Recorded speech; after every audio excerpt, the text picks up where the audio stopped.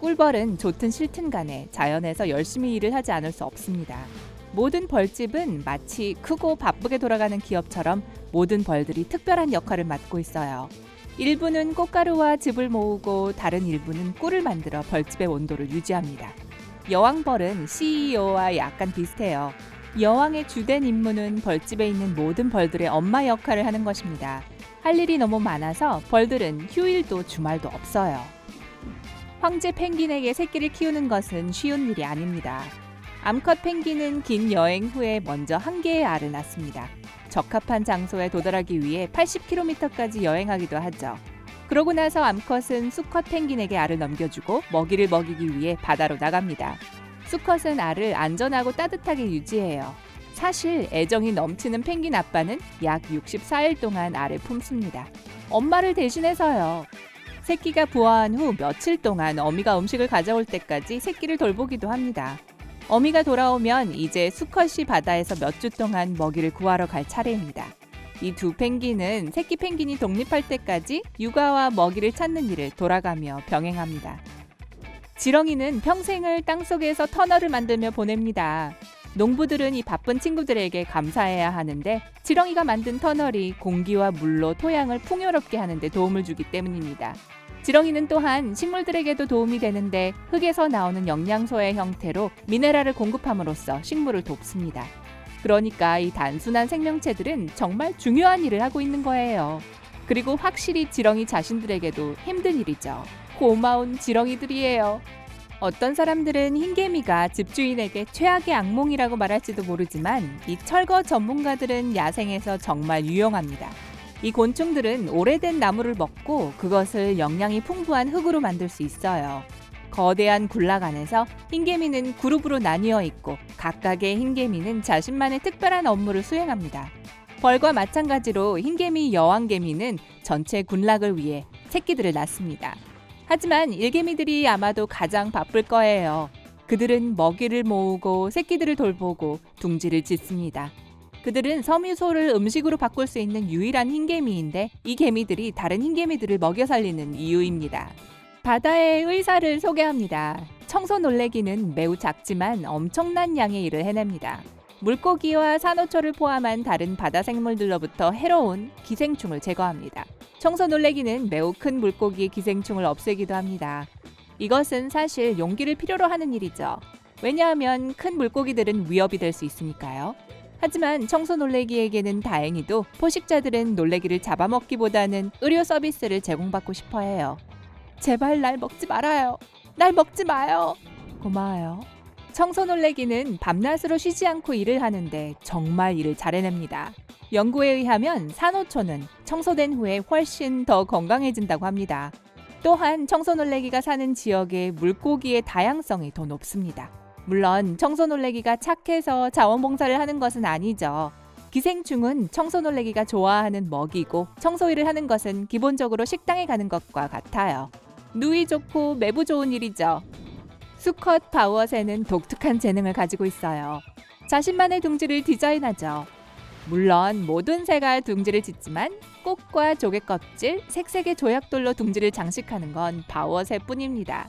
이런 장식은 그냥 취미생활이 아니에요. 수컷 바우어새는 암컷의 주의를 끌기 위해 화려한 집을 짓습니다. 자기야, 우리 집 구경할래? 또한 구애춤도 춥니다. 경쟁이 치열하기 때문에 바우어새는 미래의 짝을 감탄하게 만들기 위해 최선을 다합니다.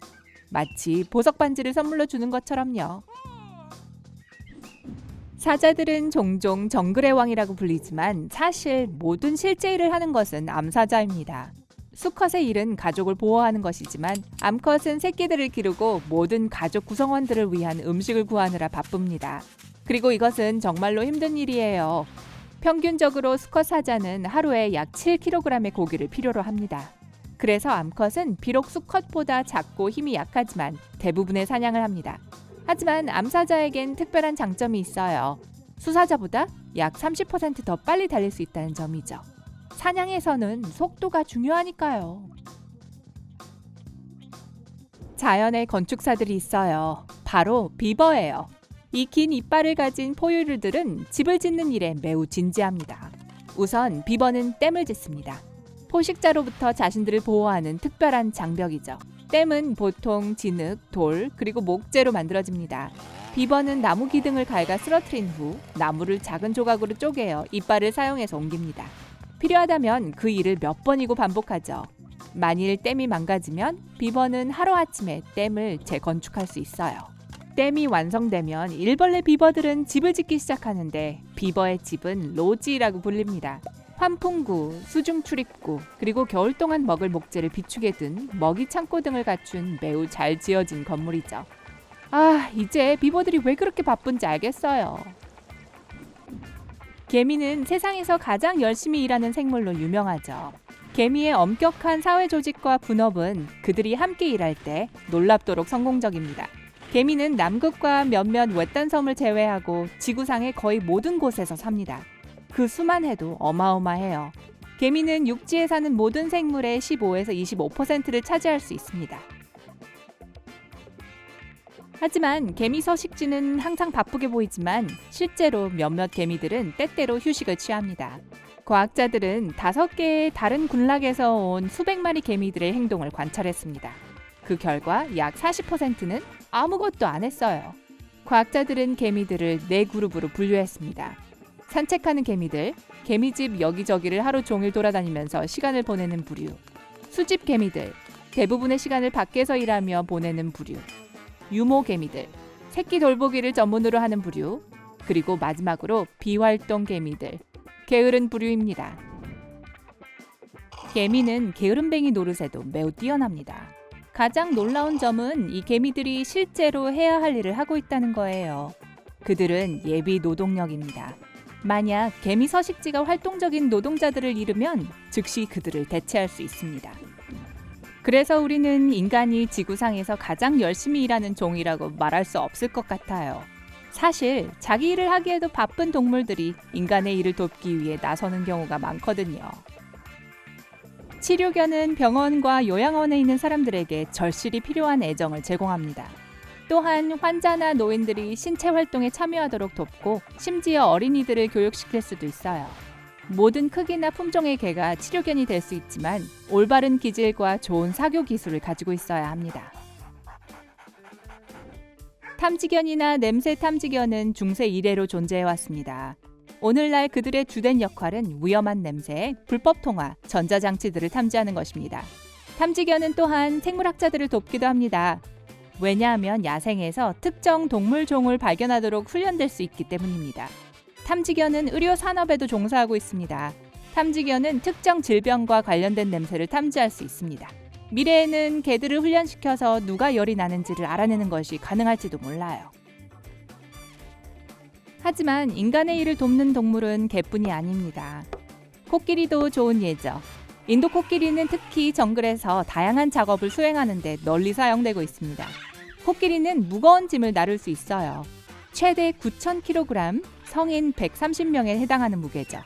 코끼리는 무거운 나무를 운반할 수 있고 일정한 순서로 통나무를 쌓고 바지선에 물건을 싣고 내리고 깊은 물에서 나무를 꺼내는 것과 같은 복잡한 작업을 수행할 수 있습니다. 이 놀라운 동물들은 30개 이상의 명령어를 배울 수 있어요. 하지만 만약 모든 동물들이 인간보다 더 생산적이라고 생각한다면 걱정하지 마세요. 아무것도 하지 않고 누워있는 것을 더 좋아하는 많은 동물들이 있습니다. 코알라는 지구상에서 가장 게으른 종 중 하나입니다. 대부분의 삶을 유칼립투스 나무 꼭대기에 매달려 보냅니다. 코알라는 실제로 달리고 심지어 수영도 할 수 있지만 보통 하루에 20시간까지 잠을 자고 필요할 때만 움직입니다. 코알라가 깨어있는 드문 순간에도 발로 나뭇가지를 잡은 채 그저 움직이지 않고 앉아 있어요. 코알라를 게으름뱅이로 만드는 것은 그들의 식단입니다. 유칼립투스 나무의 잎은 그렇게 열량이 높은 음식이 아니거든요.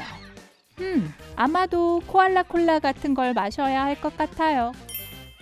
오늘 새로운 것을 배웠다면 이 영상에 좋아요를 주고 친구와 공유하세요. 여기 여러분이 좋아할 만한 다른 멋진 비디오들이 있습니다. 왼쪽 또는 오른쪽을 선택하고 삶의 밝은 면에 머무르세요.